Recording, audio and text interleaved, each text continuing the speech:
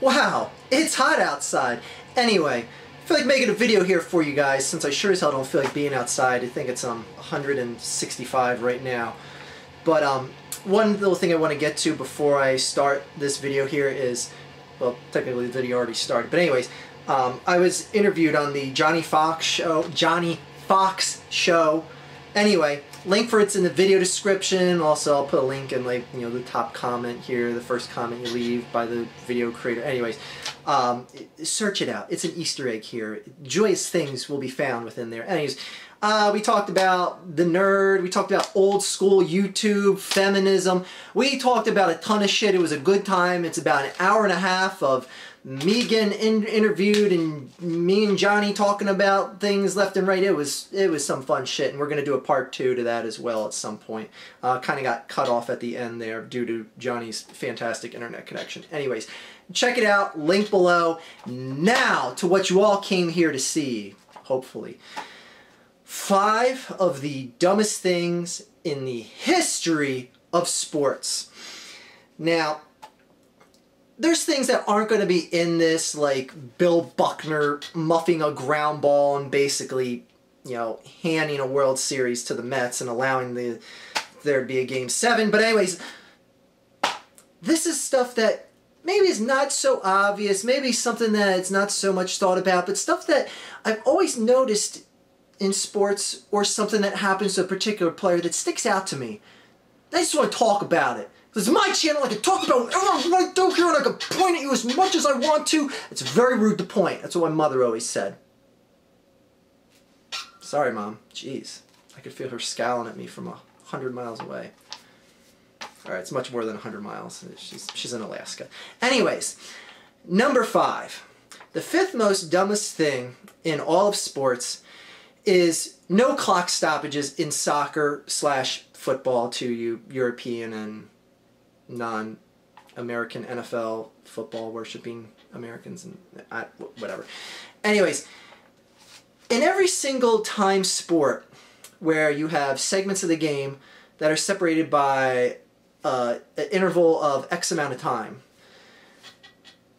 in basketball, in hockey, in pretty much every mainstream sport I can think of, whenever the ball, the puck, the anything goes out of the field of play, a player gets injured, there's a fan that runs on the field, anything like that, the play clock is stopped.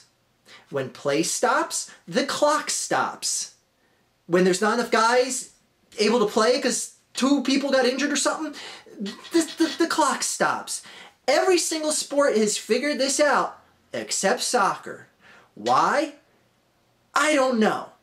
I don't know. Maybe because they don't want to add what would in turn to be 5 extra minutes to each half. But, and I understand that, like, some of the people are going to, you know, go against this, say, like, well, you know, one of the things that soccer does when they have that addition time and added on, or the injury time, whatever you want to call it, added on at the end of the first half and the second half, and overtime when it goes to overtime, is that, you know, the play doesn't necessarily stop when that time is up. It stops when the team that has the ball, when extra time added runs out, then loses possession, or if they're on midfield just kicking the ball around and neither team's advancing, and that 5th, 6th, whatever minute pops up that they've added, then they stop the play. Then, okay, add a caveat to it. At the end of each half or overtime, once the play clock finally runs out, the game is over when the team that has the ball, the puck, the whatever, well, it's a ball in this case, loses possession. Simple as that. There's a turnover, the other team's got the ball, play clock's up, game over. Game over. Ball went out of bounds, play stops. Guy injured, everyone sees it, everyone comes over, they feel bad, they're bringing a stretcher out. Stop the clock. Stop the clock. How is it that hard? How is it that hard? Stupid. God, I hate talking about soccer. Number 4. Jim Joyce costing Armando Galarraga a perfect game.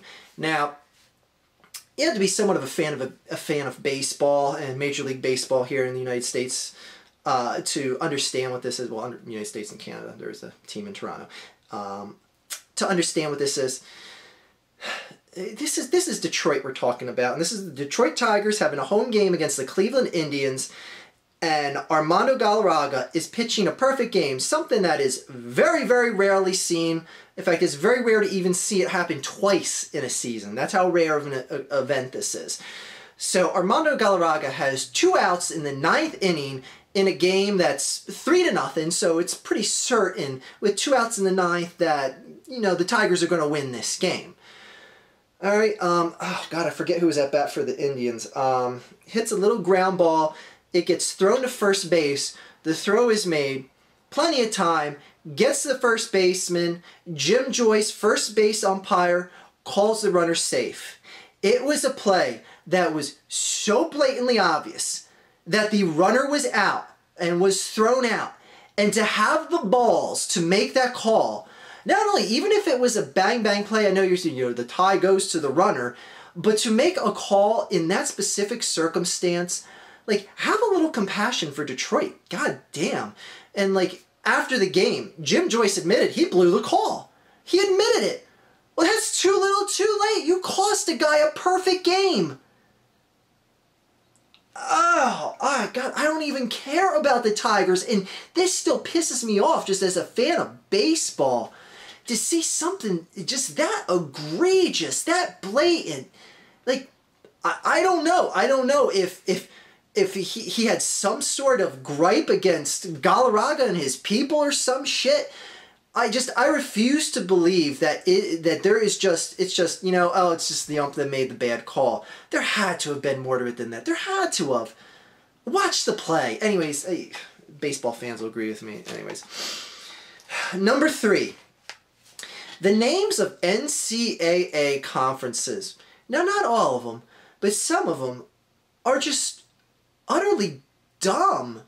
And I could just imagine, like, when foreigners or just anyone else that doesn't understand sports or thinks America's dumb, and they see shit like this. The Big Ten Conference with 14 teams.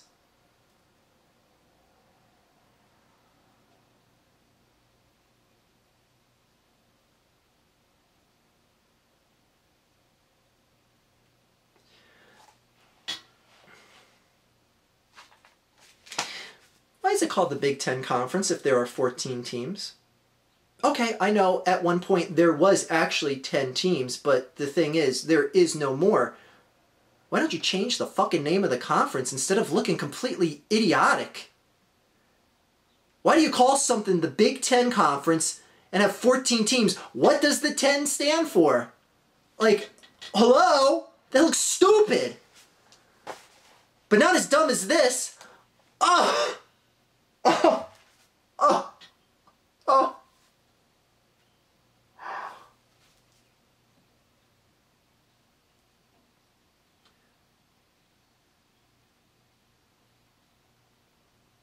The Big 12 Conference not only doesn't have 12 teams, but it doesn't even have at least 12 teams. It only has 10.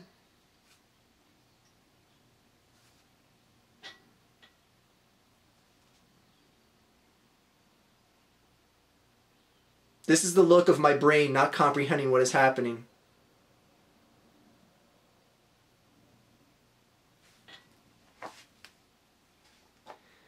Can we change the conference names in NCAA sports? Just, I don't know, call them colors. Have them be called the Blue Conference, the Red Conference. That's at least less ridiculous than calling something the Big Ten when it has 14 teams and the Big 12 when it has 10 teams. Let's move along. Number 2, the WNBA. Number 1.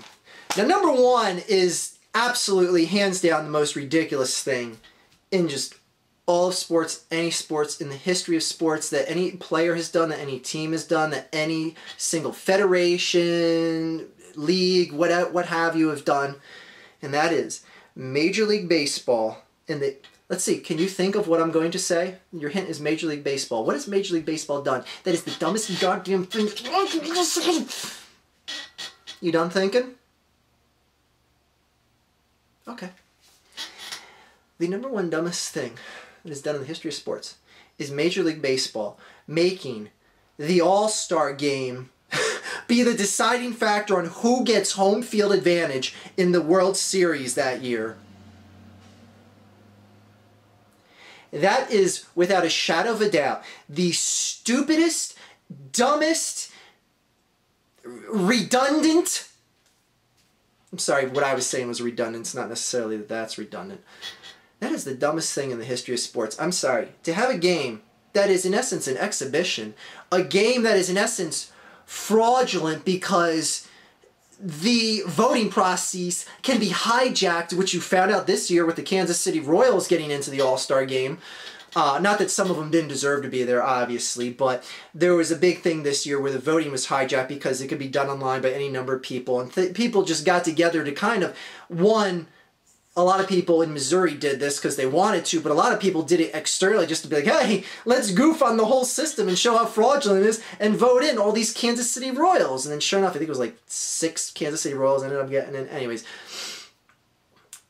the whole thing about this process that can decide the home field advantage for the team that is going to be playing for the World Series championship hinges upon who wins an exhibition game in the middle of the season. Like, I'm sorry, that is stupid. That is just beyond stupid. And they need to get rid of that. They need to get rid of it. I know they instituted it because a few years ago there was a tie in the All-Star game, and the only people that cared about it were the executives at Major League Baseball saying, we will put an end to this. This will never happen again. We're going to make that game mean something. No one cared. No one cared that it was a tie. Not one single fan of the game cared that it was a tie. Like, who cares? Like, if you went to that game, and I think it was in Milwaukee that year, like, you paid to see it. Like, if you came home and was like, ah, damn, the All-Star game was in a tie. Like, no, you want to see, like, you know, like Roy Halladay pitching against, you know, a star from the American League. Just, like, you know, stuff like that. Well, Roy Halladay doesn't pitch anymore. But anyways, you go for the matchups. You go to see dream matchups. It's like, oh, you know, I might not ever see that again until they get to the World Series. But then they added interleague play, which is another dumb thing. But that's a whole different story. That's so stupid. That's so stupid. But you know what's even dumber? The temperature outside. That's just sick, dumb, sick, ill, sick, stupid.